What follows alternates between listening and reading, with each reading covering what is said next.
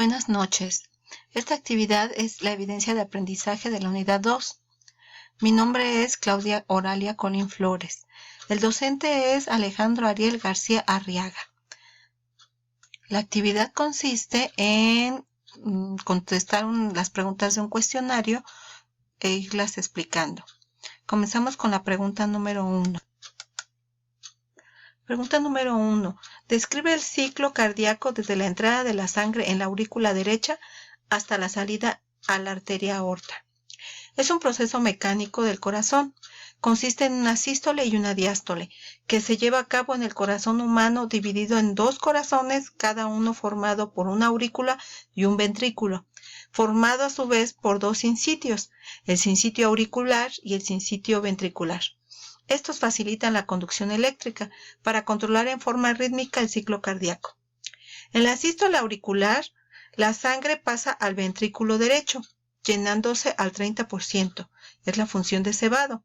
Después pasa a la sístole ventricular y ocurre la contracción isovolumétrica. En esta se cierran las válvulas tricúspide y mitral, donde se presenta el primer ruido cardíaco, para evitar el reflujo retrógrado, y así aumentar la presión del flujo sanguíneo y se abran las válvulas sigmoideas. La sangre que queda en las arterias pasa para el periodo de eyección. Ese volumen que sale se llama volumen sistólico y es de 70 mililitros por latido. La diástole es el periodo de relajación de los ventrículos para recibir nuevamente sangre. Dura aproximadamente 0.4 segundos. Ahí quedan 50 mililitros de sangre aproximadamente. En los ventrículos quedan eso de residuo hasta la nueva sístole y se llaman volumen telesistólico. Cuando las válvulas sigmoideas, aórtica y pulmonar se cierran, se presenta el segundo ruido cardíaco. A esto se le llama el periodo de relajación isovolumétrica. Aquí el llenado ventricular es al 70%, ya relajado el corazón para iniciar un nuevo ciclo cardíaco.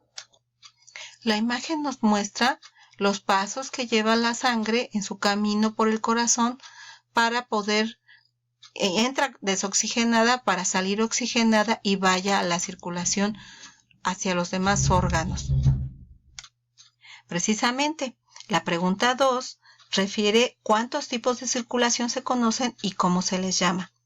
Existen dos tipos de circulación, la circulación sistémica mayor o periférica. Esta transporta sangre a los tejidos del organismo, excepto a los pulmones.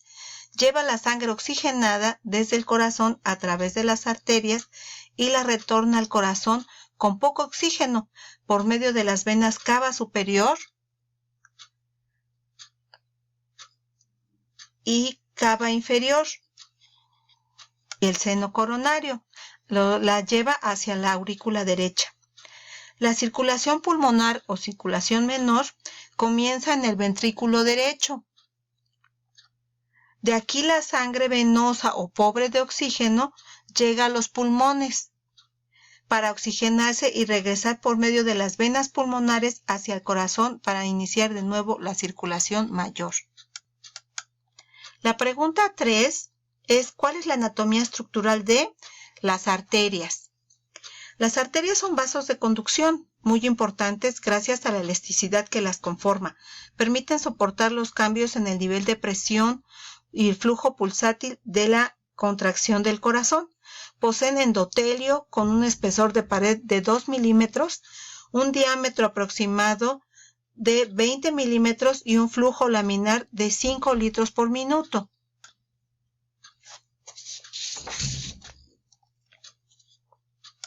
Aquí en la figura vemos la figura de en medio es la arteria. Los ejemplos de la arteria son la aorta, las pulmonares, las ilíacas, la subclavia. Continuamos con las arteriolas.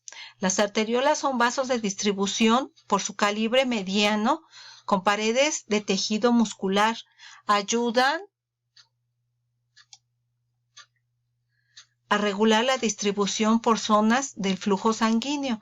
Son más abundantes, por ejemplo son la femoral, la humeral, hepática y tienen un diámetro menor a 100 a 100 micras. Los capilares son vasos de resistencia más pequeños y miden aproximadamente entre 9 y 12 micrones de diámetro. Permiten el intercambio gaseoso entre la sangre y los tejidos. También las conforma principalmente tejido muscular. Facilitan la regulación del flujo sanguíneo a nivel local y dependen de ellas la resistencia periférica. Son vasos de intercambio de menor calibre, donde se lleva a cabo el paso de los nutrientes hacia los tejidos. El intercambio de los nutrientes por medio de la sangre a productos de desecho o del metabolismo, para reutilizarlos o definitivamente eliminarlos en órganos como es el hígado, el vaso y la médula ósea.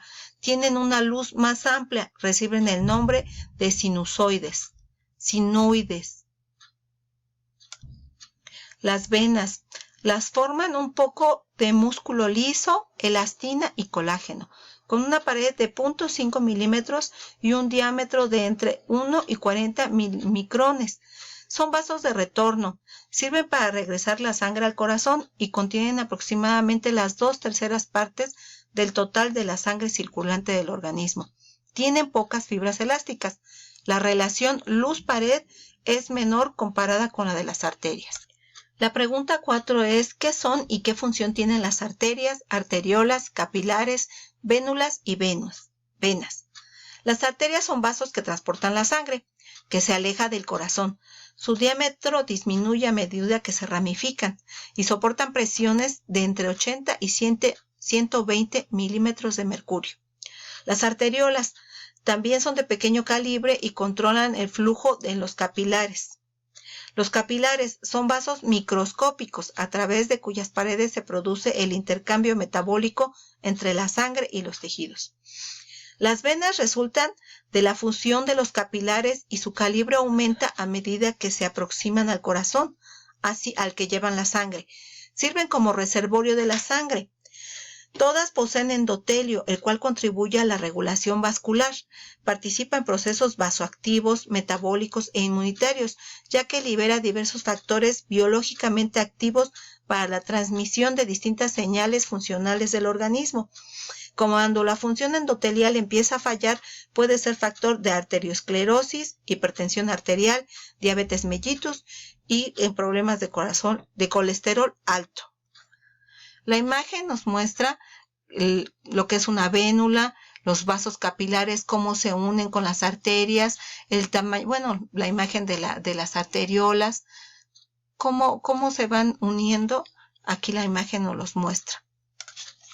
La pregunta 5 es: ¿qué porcentaje de sangre se encuentra en promedio en los diferentes componentes del sistema circulatorio? Está aproximadamente el 84% de la sangre en la circulación sistémica, distribuida de esta forma. En las venas corre el 54%, en las arterias el 13%, en las arteriolas el 7%, y el 16% restante está repartido entre el corazón y los pulmones. El corazón tiene un 7% y los pulmones un 9%.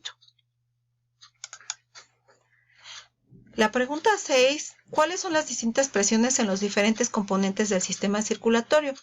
El mantenimiento del flujo sanguíneo, independiente de los cambios de la presión arterial, es ventajoso para el funcionamiento adecuado de los tejidos y los órganos, siendo de especial relevancia en órganos vitales como es el corazón y el cerebro, ya que evitan que el flujo sanguíneo en estos órganos pueda variar con los cambios frecuentes y normales de presión arterial sistémica, la presión que va hacia todo el organismo.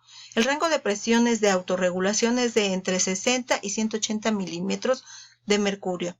El corazón bombea sangre a la aorta con una presión de 100 milímetros de mercurio. La presión arterial alterna entre una presión sistólica de 120 milímetros de mercurio y una presión diastólica de 80 milímetros de mercurio. A lo largo de la circulación sistémica, la presión va disminuyendo hasta 0 milímetros de mercurio. En el momento que alcanza la vena cava, la presión de los capilares sistémicos arteriales es de aproximadamente 35 milímetros de mercurio y disminuye a 10 en los capilares sistémicos venosos. Se puede decir que la mayoría de los lechos vasculares tienen una presión funcional de 17 milímetros de mercurio. En la circulación pulmonar, la presión de las arterias pulmonares